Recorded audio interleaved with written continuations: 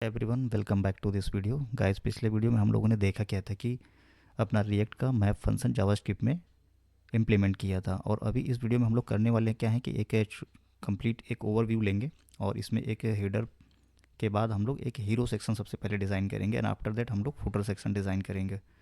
और तो चलते हैं अपने वी एस कोड में और वी एस कोड में हम लोग डिज़ाइन करके देखते हैं। तो इस तरह से मैं अपने वी एस कोड में आ गया हूँ और वी एस कोड में चल कर के हम लोग सबसे पहले एक कंपोनेंट डिज़ाइन करते हैं, एक कंपोनेंट को क्रिएट करते हैं यहाँ पर। तो कंपोनेंट को क्रिएट करने के लिए आपको करना क्या है कि सबसे पहले एक फ़ोल्डर बनाना है हीरो। तो फ़ोल्डर मैंने बना लिया है और इस फ़ोल्डर के अंदर, इस डायरेक्टरी के अंदर आपको करना क्या है कि एक फ़ाइल बनाना है हीरो नाम से, hero dot G S x. तो हीरो डायरेक्टरी के अंदर हमारा hero dot J S x करके एक फ़ाइल क्रिएट मैंने कर लिया है। और फाइल को क्रिएट करने के बाद आपको जैसे हम लोग पहले करते थे एक्सपोर्ट डिफ़ॉल्ट,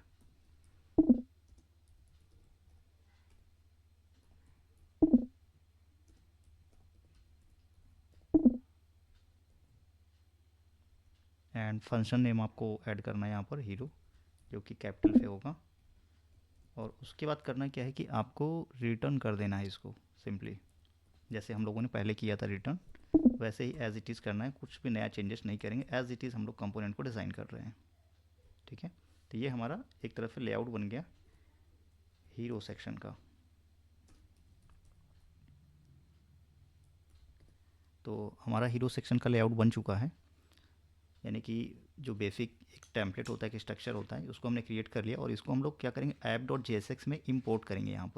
यहाँ पर इम्पोर्ट करेंगे। यहाँ पर इम्पोर्ट करने के लिए करना क्या है, आपको हीरो क्लिक करके एंटर करना है। ये सजेशन दे रहा है वी एस कोड का इंटेलिजेंस कंपोनेंट स्लैश हीरो के अंदर हमारा हीरो कंपोनेंट बना हुआ है। इसको हम लोग कॉपी कर लेंगे यहाँ से। कॉपी करने के बाद करेंगे क्या कि यहाँ पर हम लोग इसको ऐसे यहाँ पर इसको पेस्ट कर देंगे। यहाँ पर हमने पेस्ट कर दिया और पेस्ट करने के बाद आप देखेंगे यहाँ पर हमारा आ गया है ये कोड का व्यू। ये हमारा हीरो सेक्शन यहाँ पर दिख रहा है। ठीक है, क्योंकि हमें हीरो सेक्शन में काम करना है तो हमें अभी हेडर और फुटर पर वर्क नहीं करना। तो मैं करता क्या हूँ, हेडर और फुटर को मैं करता हूँ कमेंट कर देता हूँ अभी के लिए।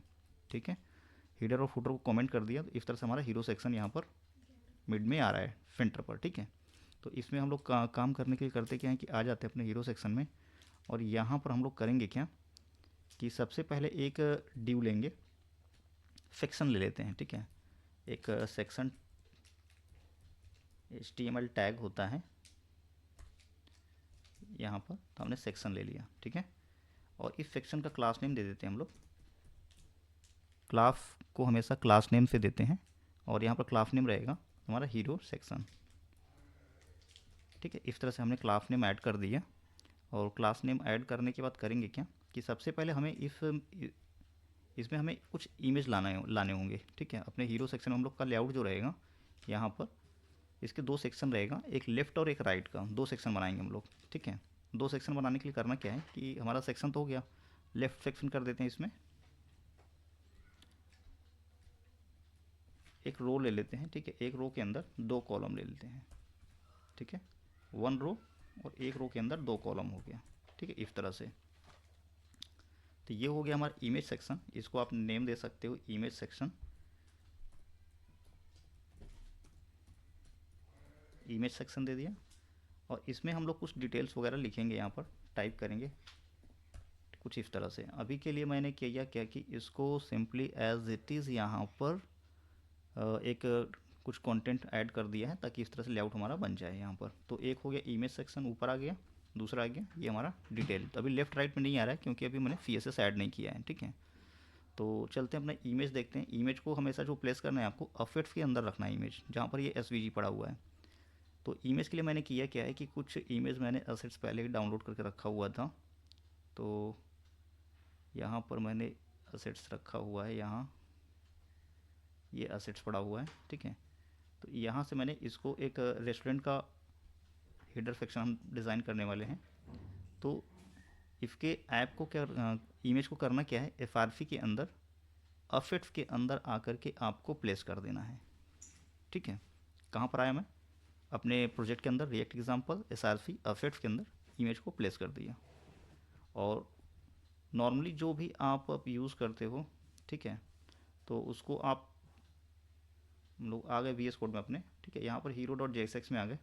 और यहाँ पर करना क्या है कि image tag as it is लगाना है HTML का, और डॉट डॉट करके बाहर जाना है आपको, एक बार और जाना है। यहाँ से करते क्या है, इस तरह से नहीं ऐड करना है SRC। आप इमेज को यहाँ पर क्या करो, टॉप में, सबसे टॉप में इमेज को इंपोर्ट कर लो। इंपोर्ट जो फंक्शन होता है, क्योंकि रिएक्ट में जो इमेज को यूज़ करने का सबसे सिंपल तरीका है, यानी कि जो रिकमेंडेड मेथड है, सबसे पहले इमेज को कंपोनेंट के अंदर इंपोर्ट करना होता है, ठीक है। और किसी भी नाम से आप इंपोर्ट कर सकते हो। तो इंपोर्ट करने के लिए करना क्या है कि इमेज का नाम दे दो कुछ भी। तो सपोज करो मैंने हीरो इमेज नाम दे दिया यहाँ पर, ठीक है, हीरो इमेज, ठीक है, हीरो इमेज दिया। कहाँ से इंपोर्ट करना है, फ्रॉम, ठीक है। पाथ आपको देना होगा, जाना है असेट्स डायरेक्टरी के अंदर, यानी कि दो डायरेक्टरी में बाहर आया डॉट डॉट करके, और असेट्स के अंदर एंटर किया, स्लैश लगाया, और जो इमेज का नाम था image-3.png है, ठीक है, हमारा फाइल का नाम PNG है। तो इसको मैंने इंपोर्ट कर लिया यहाँ से। अब ये जो हीरो इमेज है इसको कॉपी करो, और ये जो SRC है, जो डबल कोलन लगा हुआ, इसको हटा दो। इंटरपोलेशन यूज़ कर लो। इंटरपोलेशन यूज़ करने के बाद कंट्रोल V कर दो यहाँ पर। तो कंट्रोल V करने के बाद होगा क्या कि ये आपका इमेज यहाँ पर का जो लेआउट है ये यहाँ पर डिस्प्ले हो जाएगा। देखो हो गया, वेरी गुड। अब क्या करना है इसके बाद, इसके बाद करने के लिए आपको चलना है हमें, इसके लिए एक CSS मॉड्यूल बनाएंगे हम लोग स्टाइल्स के अंदर, हीरो मॉड्यूल डॉट CSS, जैसे हम लोग पहले बनाते थे सेम एज इट इज़ बनाएंगे हीरो मॉड्यूल डॉट CSS। नया फाइल डिज़ाइन करते हैं, hero dot module dot CSS, ठीक है। अब जैसे ही मैंने हीरो मॉड्यूल डॉट CSS को बनाया, इसको आपको अपने कंपोनेंट के अंदर जो कंपोनेंट आप यूज़ कर रहे हो उस कंपोनेंट के अंदर इंपोर्ट करना है, जैसे हमने इमेज को किया सेम यही पैटर्न होगा। इंपोर्ट, इसको भी स्टाइल्स कर देते हैं, स्टाइल्स फ्रॉम, कहाँ से इंपोर्ट करना है, पाथ सजेस्ट करेगा स्टाइल्स फ्लैश हीरो, ठीक है, hero dot CSS, hero dot module dot CSS, hero dot module dot CSS, module dot CSS हमने यहाँ से इंपोर्ट कर लिया। इंपोर्ट करने के बाद अभी हाँ क्या है कि हमने हीरो सेक्शन में क्लास कुछ ऐड नहीं किया। यहाँ पे सबसे पहले चलते हैं अपने मॉड्यूल डॉट CSS में, क्या करते हैं कुछ क्लास ऐड करते हैं, कुछ क्लास के प्रॉपर्टीज़ लिखते हैं CSS के लिए। तो सबसे पहले करते क्या है, डिस्प्ले फ्लेक्स कर देते हैं। डिस्प्ले फ्लेक्स कर दिया, डिस्प्ले फ्लेक्स किया, डिस्प्ले फ्लेक्स कर दिया। डिस्प्ले फ्लेक्स करने के बाद justify content center, align items centre. तो अभी हमने इसको इम्प्लीमेंट नहीं किया यहाँ पर CSS, तो अभी प्रीव्यू नहीं आएगा। तो अब क्या करना है आपको, CSS का जो क्लास हमने यहाँ पर हीरो मॉड्यूल के अंदर CSS प्रॉपर्टी ऐड किया है, तो इसका इफेक्ट देखने के लिए अभी तो हमने सिर्फ यहाँ पर इंपोर्ट किया स्टाइल्स को। इंपोर्ट करने के बाद क्या करना है आपको, यहाँ पर कुछ इस तरह से नहीं लगेगा, ठीक है। यहाँ पर अब जो क्लास का नेम लिखना होगा, जैसे हीरो सेक्शन मैंने यहाँ लिखा हुआ, ये इस तरह से नहीं रहेगा, ठीक है। अब यहाँ पर आपको स्टाइल, एक मिनट, स्टाइल डॉट, अब हीरो सेक्शन इस तरह से लिखना है।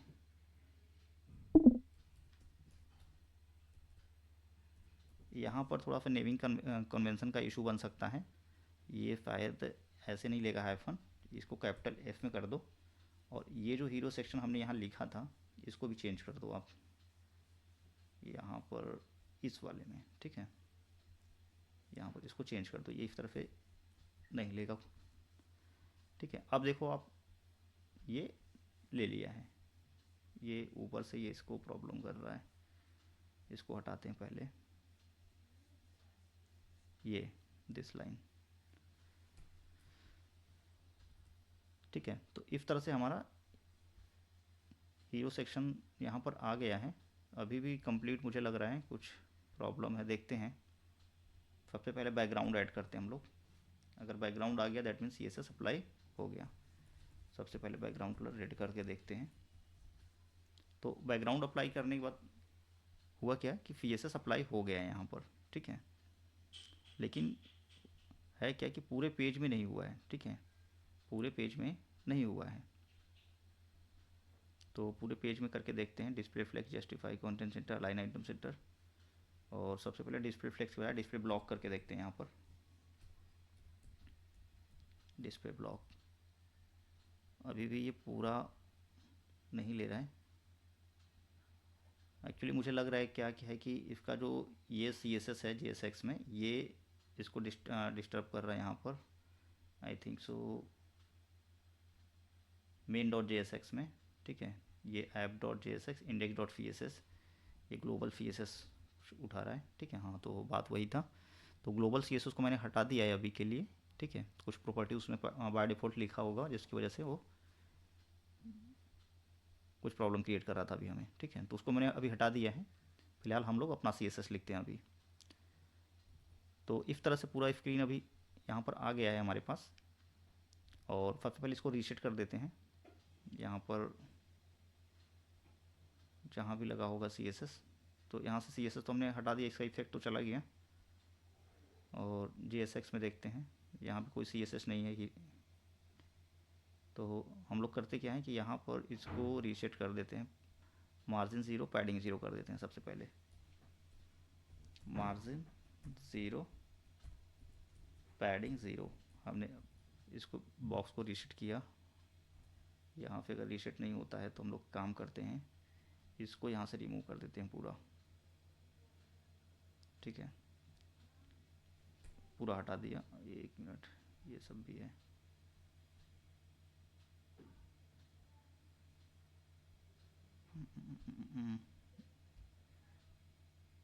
पूरा ही हटा दो आप, ठीक है। रिमूव कर दिया।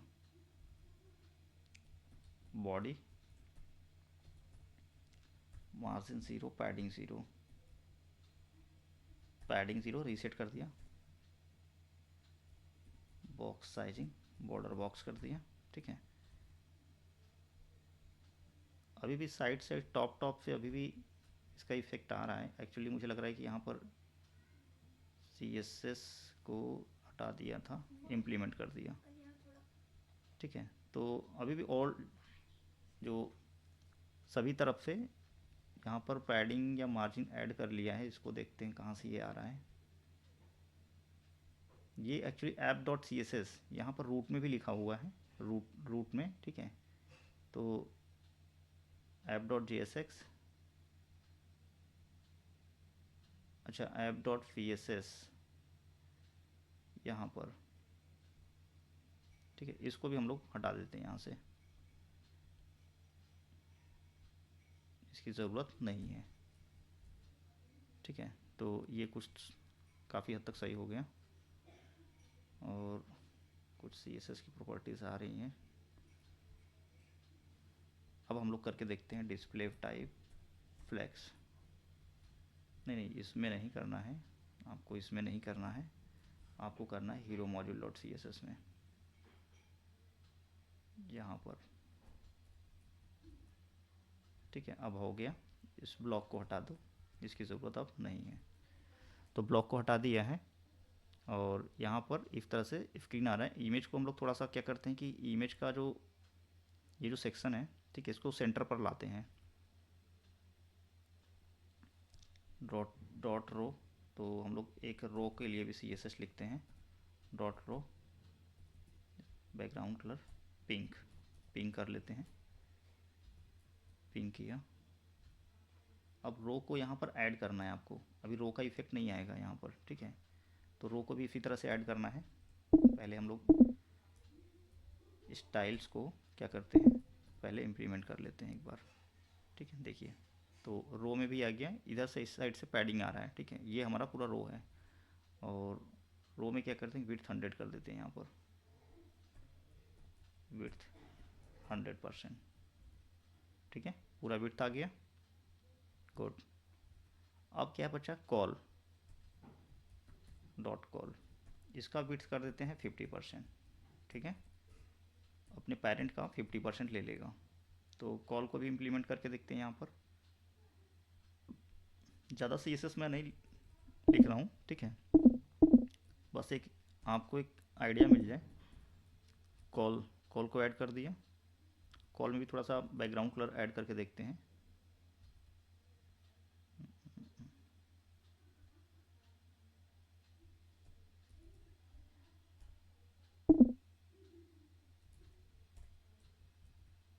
ठीक है, कॉल। तो ये कॉल तो आ गया, लेकिन इस कॉल में नहीं आया। इसको देखते हैं ये क्यों नहीं आ रहा है। दोनों तो कॉल में मैंने ऐड किया था। अच्छा, यहाँ पर हमने अभी दिया नहीं है, इस मेन रीज़न ये था। स्टाइल डॉट कॉल, ठीक है। इस तरह से क्लास नेम ऐड करना है जब भी आप module dot C S S लगाओगे तो, ठीक है।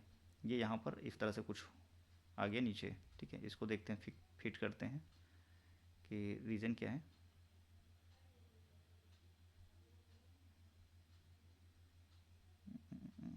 हीरो मॉड्यूल के अंदर, हीरो मॉड्यूल के अंदर आ गए कॉल। अगर 40% करते हैं तो 40% में भी नहीं आ रहा है। 50%। Justify content centre line item centre background colour, इतना सही है।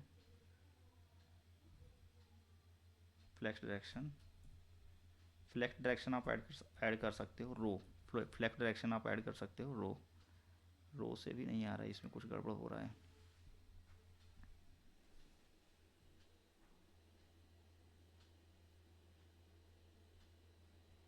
ये रहा हमारा इमेज सेक्शन।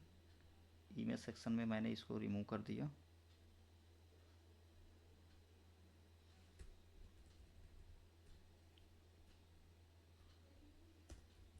स्टाइल दिया, विड्थ 20%, 500 पिक्सल ऐड कर दिया। यहाँ पर करना क्या है कि आपको डिस्प्ले टाइप फ्लेक्स ऐड करना है। डिस्प्ले टाइप फ्लेक्स जैसे ही आपने ऐड किया तो ये हमारा वर्टिकल हो गया, ठीक है। तो ये कंसर्न पूरा हो गया। और यहाँ पे हम लोग करते क्या है कि इसको जो ग्रीन किया है इसको हम लोग अभी हटा देते हैं, ठीक है। अब लेआउट समझ में आने लगा है मेन लेआउट के लिए। और यहाँ पर क्या करते हैं, इसको सेंटर में लेकर के आना है। ये जो आइटम है हमारा, तो कॉल में क्या करते हैं, डिस्प्ले टाइप फ्लेक्स कर देते हैं। कॉल में भी flex justify content center, align item center करना है, ठीक है। जैसे ही सेंटर करोगे ये सेंटर पर आ गया। अब हमें क्या करना है कि एक यहाँ पर हीरो डॉट जे में क्या करना है आपको कि यहाँ पर इस कॉलम में इसको पैराग्राफ के अंदर ऐड कर दो। पैराग्राफ टैग HTML में एक होता है, उसके अंदर इसको पुट कर दो। और सबसे पहले एक लगाते हैं कैप्शन। एक कैप्शन आपको देना है। और सेकंड क्या देना है आपको, टाइटल। टाइटल और देन एक बटन लगाना है, ऑर्डर बटन। ऑर्डर बटन लगाना है,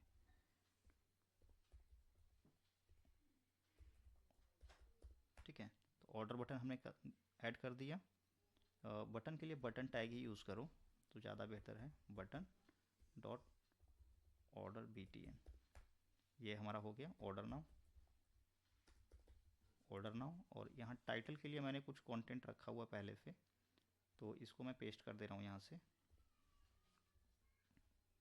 ये कैप्शन में डाल दिया। और इसको क्या करता हूँ कि ये टाइटल में ऐड कर देता हूँ इसको, ठीक है। इसको टाइटल में ऐड कर दिया, ठीक है। और ये जो पैराग्राफ टैग था इसको यहाँ से हटा करके हमने क्या किया कि इस टाइटल के बाद इसको ऐड कर दिया यहाँ पर, ठीक है। और इसमें क्या किया कि ये जो हमारा कंटेंट है इसको यहाँ पुट कर दिया, रिप्लेस कर दिया। बस इस लॉरम इप्सम से जो डिफ़ॉल्ट टेक्स्ट है इससे हमने रिप्लेस कर दिया, ठीक है। जैसे आप देखोगे तो थोड़ा सा व्यू कुछ इस तरह से आएगा। चलते हैं इसमें भी वर्क कर लेते हैं हम लोग। फ्लेक्स डायरेक्शन कर लेते हैं, फ्लेक्स डायरेक्शन कॉलम कर देते हैं इसमें, ठीक है। फ्लेक्स डायरेक्शन कॉलम कर दिया तो कुछ इस तरह से हो गया। Justify content align item centre है, तो इसमें क्या है कि इसमें हमें सेंटर नहीं करना, लेफ़्ट साइड चाहिए, ठीक है। तो एक क्लास और ऐड कर देते हैं, कॉल लेफ़्ट करके। कॉल लेफ़्ट, कॉल लेफ़्ट, कुछ इस तरह से। जस्टिफाई कंटेंट फ्लेक्स स्टार्ट कर दिया। और इस कॉल लेफ्ट को वहाँ पर ऐड कर दिया हमने। कहाँ पर ऐड किया? या हीरो डॉट JSX के अंदर मल्टीपल क्लासेस भी ऐड कर सकते हो आप, यहाँ पर क्लासेस नेम, और इसको क्या करो बैकटिक के अंदर लगा दो, तो आप मल्टीपल लगा सकते हो कुछ इस तरह से, $, कर्ली ब्रैकेट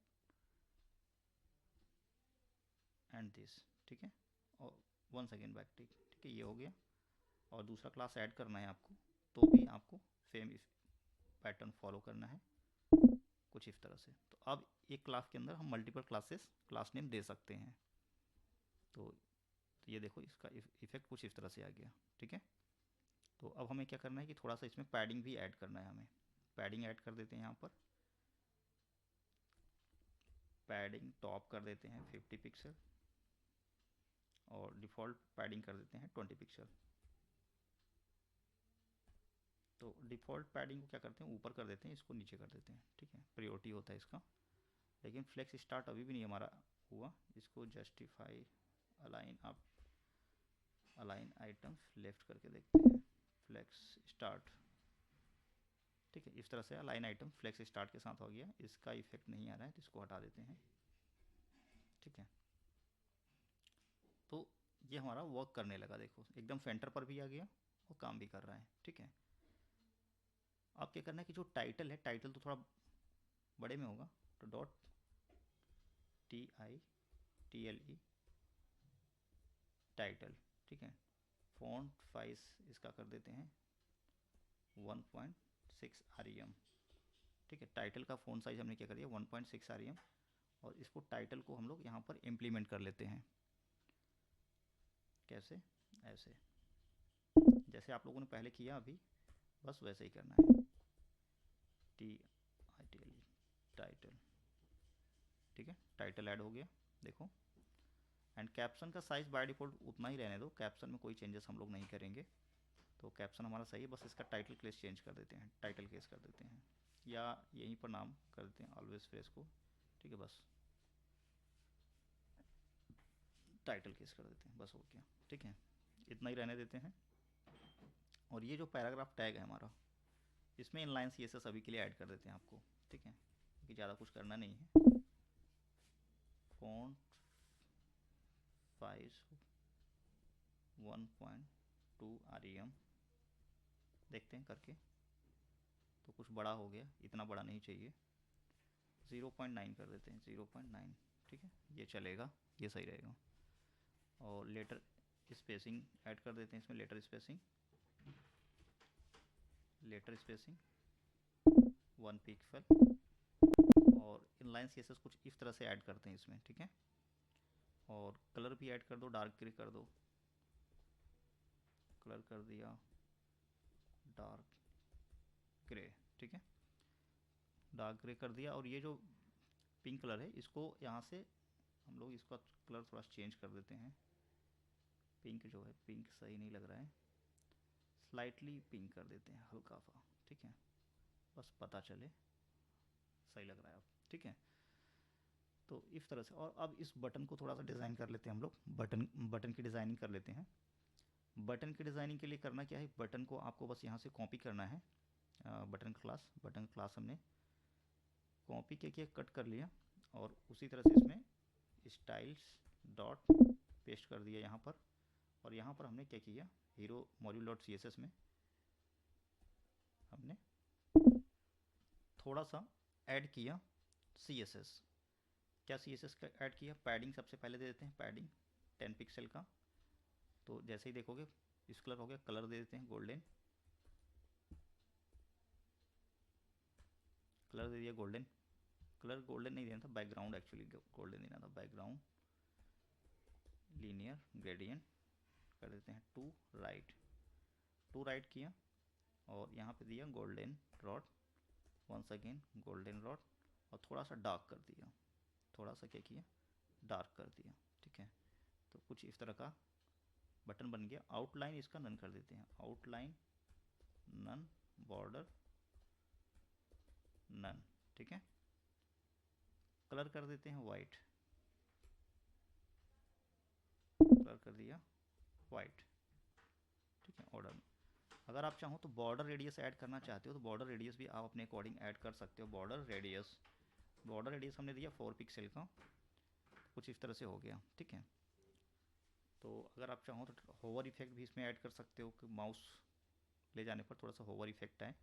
तो होवर इफेक्ट के लिए हम लोग क्या करते हैं कि सबसे पहले ट्रांजिशन इसमें ऐड कर दो, transition all 0.3s is in, ठीक है। तो ये हो गया। और करना क्या है कि dot order button hover effect हो गया, देखो कैसे होता है। बैकग्राउंड कलर क्या करते हैं कि थोड़ा सा हमने ओपेसिटी ऐड कर देते हैं, बैकग्राउंड कलर की बजाय ओपेसिटी ऐड कर देते हैं, काम हमारा कम में ही हो जाएगा, ठीक है। बस इतना ही करना था। थोड़ा सा देखो, थोड़ा सा यहाँ पर हो क्या रहा है कि थोड़ा सा ये कलर चेंज होने लगा हमारा, ठीक है। थोड़ा सा अभी कम समझ में आ रहा है, 7 कर दिया या 6 कर दिया, हाँ इस पे समझ में आ रहा है। कर्सर पॉइंटर कर दो आप। कर्सर को क्या करना है, पॉइंटर करना है। कर्सर को आपको पॉइंटर करना है, कर्सर पॉइंटर। कर्सर मैंने पॉइंटर कर दिया है, ठीक है। तो इस तरह से हमारा एक ऑसम हीरो सेक्शन डिज़ाइन हो गया है। और हीरो सेक्शन में थोड़ा सा हम लोग पैडिंग ऐड कर देते हैं यहाँ पर क्या करते हैं कि जो हमारा मेन सेक्शन है, पैडिंग इसमें हमारा बाय डिफ़ॉल्ट 0 है, तो इसमें पैडिंग हम लोग क्या करते हैं 50 पिक्सल का ऑल टाइप बैकग्राउंड कलर दिया हुआ है, इसको हटा दो आप, ठीक है। इसकी ज़रूरत नहीं है। पैडिंग ऐड करने के बाद कुछ इस तरह से स्क्रीन हमारा बन गया है। या चाहो तो आप पैडिंग यहाँ से हटा दो, यहाँ से पैडिंग हटा दो, आप रो में ऐड कर दो, रो में भी ऐड कर सकते हो, ठीक है। तो अब इस तरह से स्क्रीन बन गया हमारा, ठीक है। तो कूल लग रहा है, ऑसम लग रहा है। तो इस तरह से आपको स्क्रीन बनाना है। नेक्स्ट वीडियो हम लोग क्या करेंगे कि इसको थोड़ा सा रिस्पॉन्सिव मीडिया क्वेरी वगैरह देखेंगे, और एक सेक्शन और देखेंगे, एक और हम वीडियो बनाए इसी पर कंटिन्यू करेंगे इसी को आगे। और उसके बाद हम लोग जो रिएक्ट के एडवांस फीचर्स हैं या रिएक्ट का जो नेक्स्ट फीचर्स हैं उस पर हम लोग वर्क करेंगे। So thank you watching for this.